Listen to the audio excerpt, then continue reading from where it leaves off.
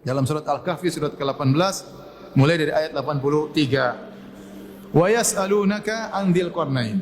Mereka bertanya kepada engkau wahai Muhammad tentang Dzulqarnain. Ini isyarat tentang sebab nuzul ayat tersebut.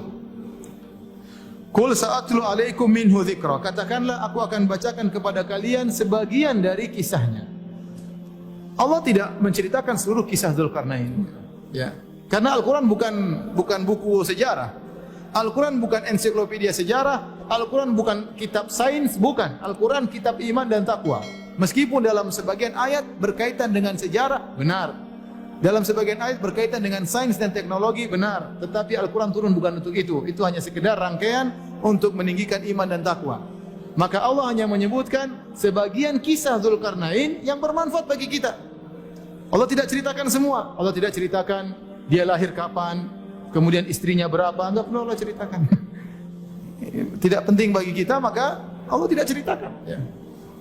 Ya. Maka yang Allah ceritakan kepada Nabi SAW yang kemudian disampaikan kepada kita sebagian cerita yang bermanfaat menjadi pelajaran bagi kita. Makanya Allah mengatakan, "Qul sa'atlu 'alaikum minhu dzikra." Katakanlah, aku akan bacakan kepada kalian sebagian kisah dari Dzulqarnain tersebut. Siapakah Dzulqarnain? Dzulqarnain ini kalau kita baca buku-buku tafsir dan kita menelaah perkataan para salaf, maka ada khilaf di kalangan para salaf tentang siapa Dzulqarnain ini. Kenapa? Karena tidak ada dalil yang tegas yang menjelaskan siapa beliau. Ada yang mengatakan kana nabiyan, dia adalah seorang nabi. Apalagi dalam sebagian ayat seakan-akan ada wahyu dari Allah kepada Dzulqarnain, sehingga sebagian ulama berpendapat Dzulqarnain adalah nabi.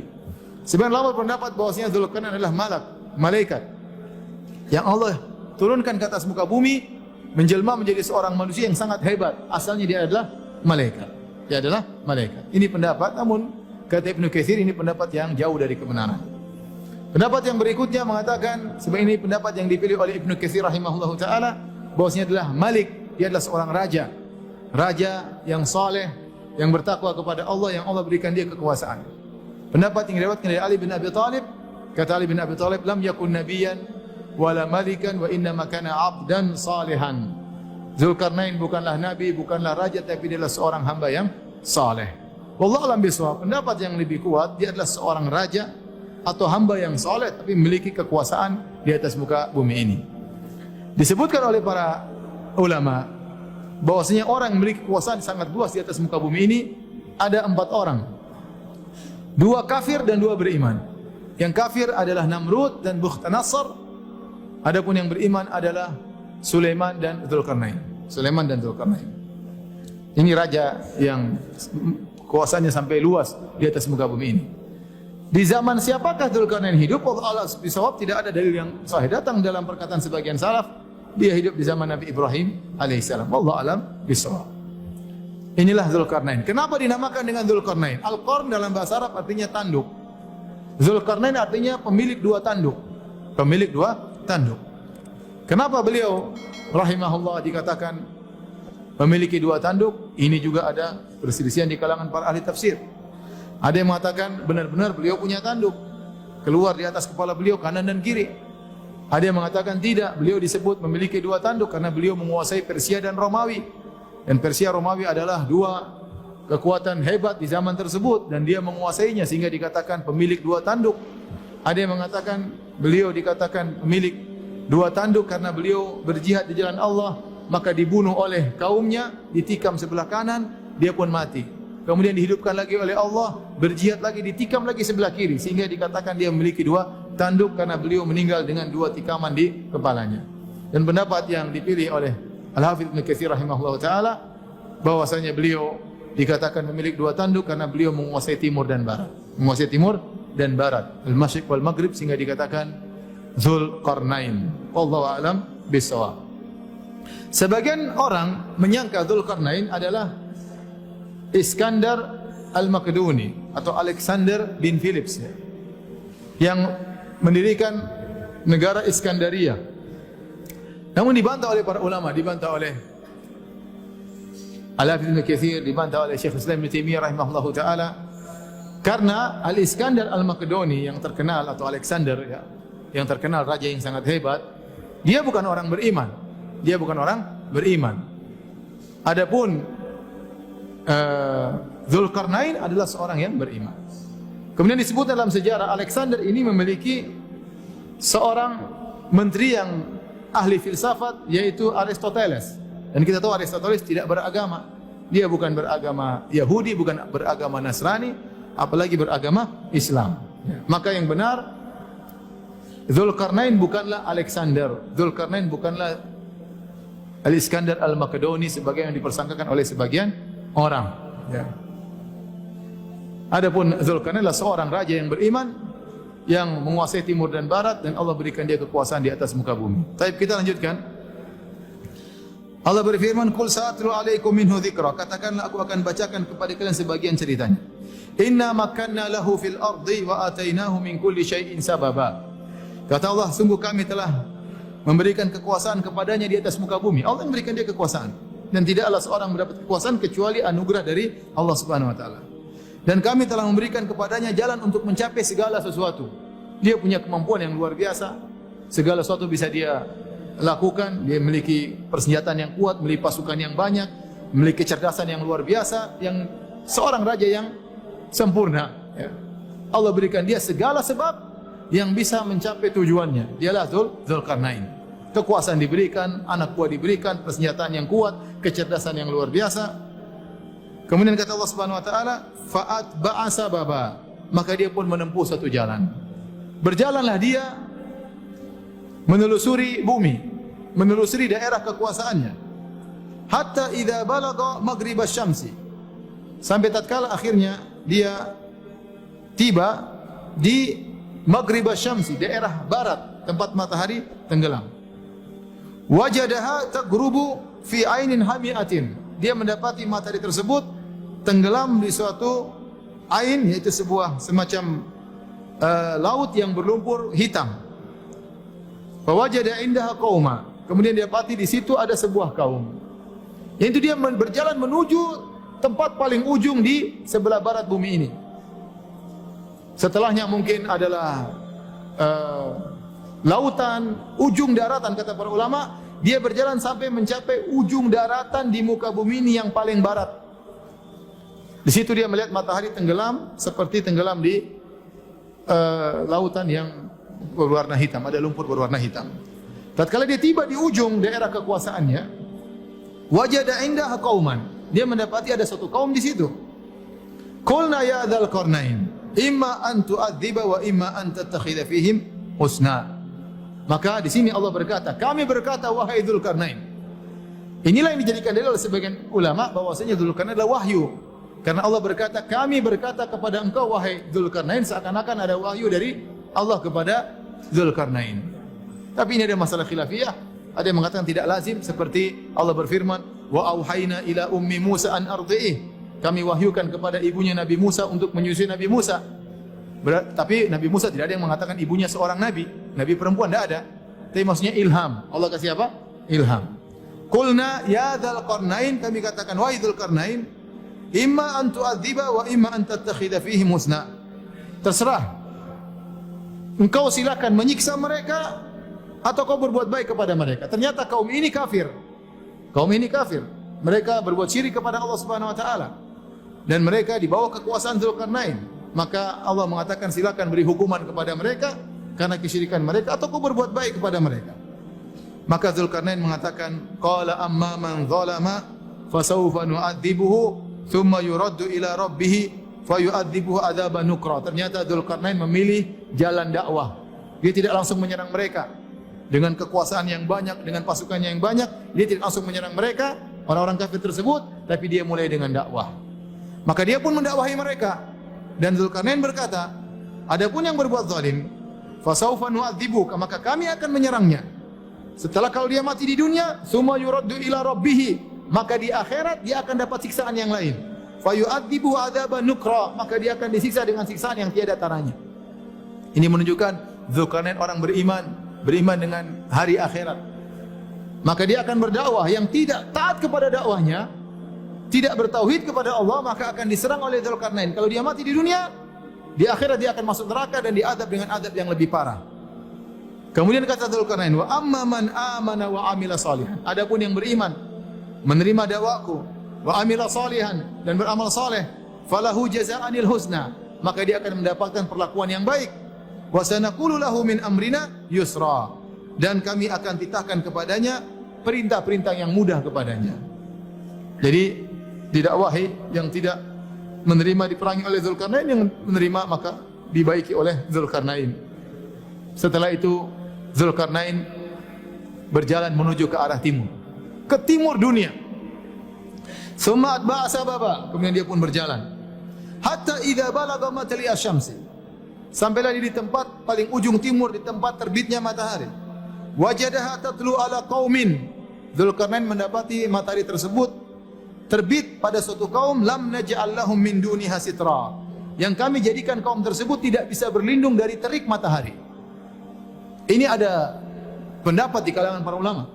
Ada yang mengatakan yang dimaksud dengan tempat ini yaitu satu kaum yang mereka jauh dari kemajuan, mereka tidak mengenal rumah, mereka tidak mengenal kemah, sehingga mereka tidur di atas, di bawah terik matahari.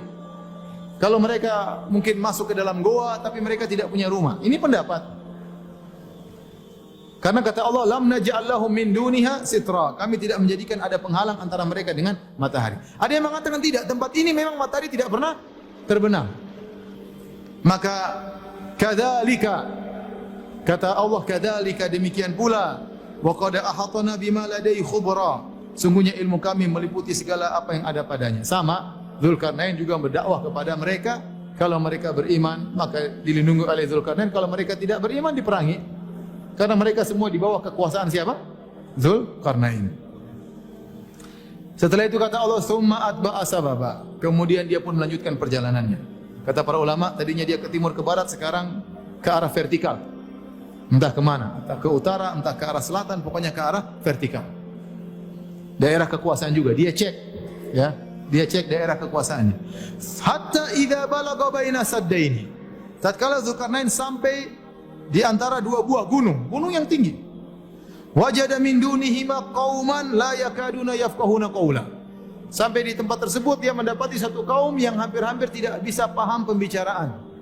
Bisa jadi kata para ulama bahasanya beda dengan bahasa Dzulkarnain. Terus bagaimana Dzulkarnain bicara dengan mereka? Bisa jadi Allah mengilhamkan ilmu kepada Dzulkarnain mengerti bahasa mereka, atau Dzulkarnain punya penerjemah yang menerjemahkan antara Dzulkarnain dengan mereka. Semuanya mudah bagi Allah Subhanahu wa taala.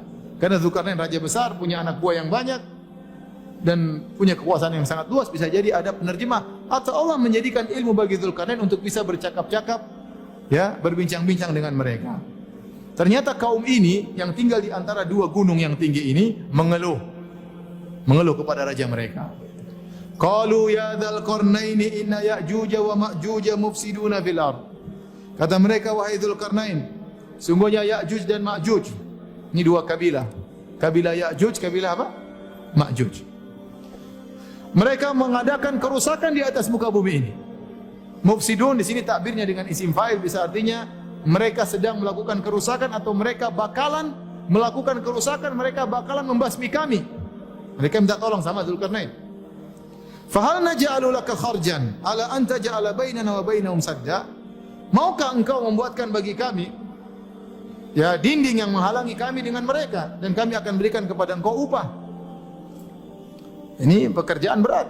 Mereka tawarkan pemberian kepada Raja Dzulkarnain. Ya. Bagaimana bisa menghalangi Ya'juj dan Ma'juj? Di manakah tempat ini? Wallahu a'lam bishawab. Ya. Jadi tidak ada yang tahu siapa ini. Ya. Kemudian yang penting pernah terjadi suatu negeri. Maka mereka tawarkan, wahai Dzulkarnain, kami akan berikan kau upah kalau kau bisa menghalangi kami dari mereka. Maka kata Dzulkarnain, qala ma makanni fihi rabbi khairun. Kata Dzulkarnain, apa yang Allah beri kekuasaan kepadaku lebih baik, ya. Fa'ainuni biquwwah, aku tidak butuh dengan pemberian kalian, tapi tolonglah aku dengan kekuatan. Sungguh-sungguh kalian menolongku. Aja'al bainakum wa bainahum radma, maka aku akan buatkan dinding antara kalian dengan mereka. Akhirnya mereka setuju. Mereka ingin bantu Dzulkarnain. Kata Dzulkarnain, atuni zubarul hadid, datangkanlah bagiku potongan-potongan besi. Ini potongan besi tentu sangat banyak. Ada gunung dua tinggi, bagaimana mau nutupi misalnya dua tuh di gunung? Harus diisi besi banyak ini untuk nutupi gunung tersebut. Gak gampang. Kalau proyek itu datang zaman sekarang pun susah. Dengan kecanggihan teknologi, dengan kecanggihan alat berat, belum tentu bisa melaksanakan proyek ini. Suruh tutup dua gunung dengan gunung yang sangat tinggi, kata Dzulkarnain, atuni zubarul hadid. Datangkanlah kepadaku lempengan-lempengan besi. Makanya sebagian mengatakan ini daerah Georgia atau daerah apa, karena di situ daerah banyak tambang besi. Ini pernyataan orang-orang sekarang mereka-reka di mana daerah ini. Intinya akhirnya mereka datangkan lempengan besi yang sangat banyak. Entah berapa ton, entah berapa ribu ton yang bisa menutupi dua gunung, bayangkan. Dikumpulkan banyak. Kemudian kata Dzulkarnain, hatta idza sawa baina sadafaini. Kalau ternyata sudah rata di antara dua puncak gunung, bukan besi banyak. Qalan fukhu, maka panaskan api tersebut, panaskan besi tersebut, dibakar besi tersebut. Pertanyaan berikutnya, gimana cara bakar besi yang banyak seperti itu? Apinya dari mana? Gasnya dari mana? Jadi Dzulkarnain ini punya teknologi yang kita tidak tahu seperti apa. Maka disusunlah besi yang begitu banyak, kemudian unfukhu, nyalakan api. Hatta idza ja'alahu naran, sampai kalau besi tersebut sudah terbakar dan mulai nyala api sendiri, saking panasnya besi tersebut, dia juga mengeluarkan api saking panasnya, dan entah melebur entah apa, ya sudah panas sekali. Hatta idza ja'alahu naran, sampai besi tersebut menjadi api. Jadi apinya semua dari atas sampai bawah semua sudah menjadi api. Qala atuni ufrik alaihi qitra. Kata Dzulkarnain, datangkanlah kepadaku qitar. Ada yang mengatakan qitar adalah tembaga, nuhas yang lebur, yang sudah menjadi cairan, saking panasnya, kemudian aku akan tuangkan di atas besi tersebut. Bingung juga gimana cara nuanginnya. Apinya mau dekat saja sudah hangus. Gimana cara nuanginnya? Wallahu alam bisawab. Tapi ini teknologinya Dzulkarnain. Kata dia, kalau sudah jadi api besinya, datangkanlah aku cairan tembaga yang sangat panas. Untuk aku tuangkan di atas gunung besi tersebut. Gimana caranya? Manasin tembaga gimana caranya? Nuangin di atas. Gimana? Oh, panas. Lempar dari jauh nggak bisa, harus dituangkan dengan teratur dan rapi. Sebagian orang mengatakan berarti ilmu tentang metalurgi, tentang metal, permetalan sudah ada sejak zaman dahulu. Bahwasanya kalau besi dicampur dengan tembaga menjadi besi yang sangat kuat. Alam qitar di sini maksudnya apa? Tembaga atau apa yang lain yang jelas. Di situ Dzulkarnain menggabungkan antara dua logam. Logam besi dengan logam satunya yang menimbulkan satu logam yang baru mengalami reaksi dengan panas yang tinggi, mengalami reaksi menjadi satu logam yang sangat kuat yang tidak bisa ditembus oleh Ya'juj dan Ma'juj. Kemudian setelah itu kata Allah Subhanahu wa taala, famasta'u ayyadharuhu wa mastata'u lahu naqaba. Maka akhirnya Ya'juj dan Ma'juj ingin keluar dari gunung tersebut, mereka tidak mampu. Kata Allah, famastata'u ayyadharu, mereka tidak mampu memanjatnya. Entah gimana, karena saking tingginya atau bentuknya membelok atau bagaimana, mereka tidak mampu untuk memanjat dinding besi tersebut. Untuk keluar mereka enggak mampu. Wa mastata'u lahu naqaba, dan mereka tidak mampu untuk membolonginya, entah berapa tebal dinding tersebut. Dua-duanya mereka tidak mampu. Kata para ulama, di awal ayat kata Allah, famasta'u ayyadharuhu, mereka tidak mampu untuk menaikinya. Wa mastata'u, ada huruf tambahan huruf ta yang menunjukkan ziyadatul fi'il, artinya lebih sulit membolonginya daripada menaikinya. Dua-dua mereka tidak mampu. Wa mastata'u lahu naqaba. Setelah itu Allah berfirman, perkataan Dzulkarnain, hadza rahmatun mir rabbi. Subhanallah, Dzulkarnain begitu hebat, luar biasa. Dia tidak bangga sama sekali, dia tidak ujub sama sekali, mengatakan ini rahmat dari Rabbku. Saya bisa begini karena siapa? Karena Allah. Fa idza jaa wa'du rabbi ja'alahu dakka. Tetapi dia ingatkan, kalau tiba keputusan Rabbku suatu hari, maka dinding ini akan menjadi luluh. Wa kana wa'du rabbi haqqan, dan janji Rabbku suatu hari akan terjadi. Ini dinding yang saya buat tidak akan bertahan selama-lamanya. Suatu saat akan apa? Luluh. Kalau Allah berkehendak akan apa? Luluh. Wa tarakna ba'dahum yawma idzi yamuju fi ba'd. Dan kami biarkan Ya'juj dan Ma'juj pada hari tersebut mereka berkembang biak, beranak pinak banyak, tapi terkukung dalam tempat tersebut, tidak bisa keluar. Jadi mereka ada dalam suatu tempat di atas muka bumi ini, kita nggak tahu di mana, ya, tertutup dengan satnya, radamnya Zulkarnain, tertutup, mereka tidak bisa keluar.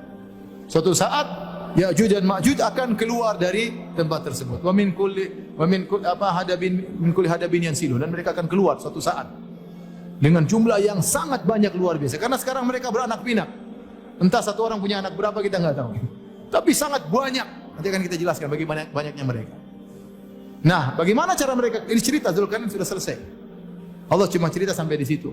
Inilah seorang raja yang adil, raja yang memperhatikan rakyatnya, raja yang turun langsung menghadapi problematika rakyatnya, raja yang tidak mencari harta, bahkan ditawarkan harta tidak mau selama dia mampu untuk melakukannya, raja yang soleh yang Allah jadikan contoh bagi kita di dunia ini. Taib. Adapun Ya'juj dan Ma'juj, maka mereka beranak pinak. Setiap hari kerjaan mereka, dalam hadis kata Nabi SAW, mereka keluar, mereka rame-rame bolongin, tiap hari bolongin. Setiap mereka bolongin, mereka berhenti tidur, besok mereka bilang besok kita lanjutkan lagi. Allah tutup kembali. Mungkin mereka juga punya teknologi. Bolongin lagi, sudah bolong, mereka istirahat, besok nutup kembali, dan terus menerus sampai nanti tiba menjelang hari kiamat. Ada pimpinan mereka berkata, tahfirunahu ghadan insyaallah. Sudah, berhenti dulu, besok kita lanjutkan insyaallah taala. Dia bilang apa? Insyaallah. Tatkala dia bilang insyaallah, lubang tersebut tidak tertutup kembali. Akhirnya terbuka, dan akhirnya akan mereka bisa keluar. Mereka bisa keluar dari lubang tersebut. Tatkala mereka keluar. Kapan mereka keluar? Mereka keluar tatkala di penghujung zaman. Tatkala Dajjal turun, kemudian Nabi Isa diturunkan, Dajjal muncul, Nabi Isa diturunkan, Nabi Isa membunuh Dajjal, kemudian Nabi Isa membawa kaum muslimin. Tatkala itu Allah mengatakan kepada Nabi Isa, wahai Isa alaihissalam, bawalah hamba-hambaku ke bukit, ke gunung. Sungguhnya telah keluar hamba-hamba yang kalian tidak bisa menghadapinya, yaitu Ya'juj dan Ma'juj. Maka keluarlah Ya'juj dan Ma'juj. Jumlahnya entah berapa juta, entah berapa miliar, banyak sekali. Sejak zaman Zulkarnain sampai sekarang mereka nggak ada yang keluar, ya. Kira-kira jumlahnya berapa? Banyak, ya. Banyak sekali. Saking banyaknya mereka keluar dengan begitu banyak, sampai mereka di sini dalam hadis mereka melewati Buhairah Tabariyah. Mereka suatu danau, mereka lewat. Begitu mereka lewat, depannya minum habis, yang belakang lewat. Dulu di sini kayaknya ada air, kok sudah habis. Yang minum teman-temannya di depan. Saking banyaknya laut habis, bayangkan. Saking beringasnya, saking buasnya mereka. Tidak ada makhluk pun yang mereka temui di atas muka bumi kecuali mereka binasakan, mereka bunuh, mereka beringas, mereka bunuh. Dalam sebagian disebutkan ciri-ciri mereka seperti orang Mongol, ya. Mereka ada yang mengatakan mereka adalah orang Mongol, ada yang mengatakan mereka orang Cina, dan kita bilang kita nggak tahu, ya. Yang jelas yang Cina sekarang bukan Ya'juj Ma'juj. Kalau Cina sekarang memang Cina jumlahnya, mereka bukan Ya'juj Ma'juj. Di antara mereka ada yang beriman, di antara mereka ada yang saleh, di antara mereka yang hidup bersama kita. Ya, itu tafsiran tapi keliru. Yang jelas mereka masih tertutup. Begitu mereka keluar jumlah yang sangat banyak. Nabi Isa yang bisa lawan Dajjal tidak bisa lawan mereka. Nabi Isa yang membunuh Dajjal tidak bisa melawan Ya'juj dan Ma'juj. Akhirnya mereka pun melakukan perusakan, semua makhluk mereka bunuh setelah mereka menguasai muka bumi ini. Dengan sombongnya mereka berkata, qad intahaina min ahlil ard, kita sudah selesai membasmi seluruh penghuni bumi, tinggal penghuni langit kita basmi. Masya Allah, sesumbar, sombong, congkak. Maka mereka pun melepaskan anak panah ke atas. Begitu lempar anak panah ke atas ke langit, mereka ingin bunuh penghuni langit. Allah turunkan anak panah mereka, berlumuran darah. Kata mereka, penghuni langit sudah tewas. Itu nggak ada, Allah cuma kasih darah aja. Ya. Begitu jatuh anak panah mereka di puncak mereka sedang sombong-sombongnya, tiba-tiba Allah kirim semacam ulat untuk bunuh mereka. Masuk ke leher mereka, dimakan, matilah mereka. Ini terkadang Allah bunuh orang-orang sombong dengan perkara yang ringan. Seperti kaum Ad yang sombong dengan badannya, Allah bunuh dengan apa? Dengan udara, dengan angin. Digoyangkan 8 hari. Bayangkan. Allah tidak kirim besi mukul kepala mereka, tidak, cuma kirim apa? Oksigen. Ngirim udara, mampus mereka. Raja Namrud yang begitu sombong merasa dirinya Tuhan, Allah kirim apa? Lalat atau nyamuk masuk hidungnya, muter-muter, pukul-pukul kepalanya sakit sampai dia mati. Dibunuh sama seekor apa? Lalat atau nyamuk. Ya'juj Ma'juj begitu sombong dan angkuhnya, cuma dikirim apa? Dikirim ular. Ada orang badan besar kuat, cuma dicium sama nyamuk, nyamuk malaria langsung mati. Jadi begitu di puncak-puncak kesombongannya, Allah kirim ular masuk kemudian makan mereka, kemudian mereka pun mati dari awal sampai akhir semuanya. Tatkala mereka semua sudah mati, Nabi Isa turun dari persembunyiannya, melihat tidak ada tempat untuk tinggal, semuanya dipenuhi oleh Ya'juj dan Ma'juj. Menunjukkan jumlah mereka mungkin miliaran, banyak sekali. Dan tempat sudah tidak kondusif untuk tinggal, bau yang sangat busuk, semuanya bangkainya Ya'juj dan Ma'juj. Akhirnya Nabi Isa berdoa kepada Allah Subhanahu wa taala, akhirnya datanglah semacam burung, ya, semacam leher onta, kemudian mengangkat mayat-mayat Ya'juj dan Ma'juj, entah dibuang kemana, baru kemudian Nabi Isa bisa hidup normal dengan para pengikutnya, sampai akhirnya beliau meninggal dunia sebagaimana wajarnya. Beliau turun di akhir zaman untuk membantah, ya, keyakinan orang-orang Yahudi yang mengatakan Nabi Isa sudah mereka bunuh, dan membantah orang-orang Nasara yang mengatakan Nabi Isa adalah Tuhan. Ternyata dia manusia dan dia seorang nabi, dan dia pun meninggal sebagaimana nabi-nabi yang lain. Dan untuk memperkuat keimanan orang Islam bahwasanya Nabi Isa adalah seorang nabi, bukanlah Tuhan.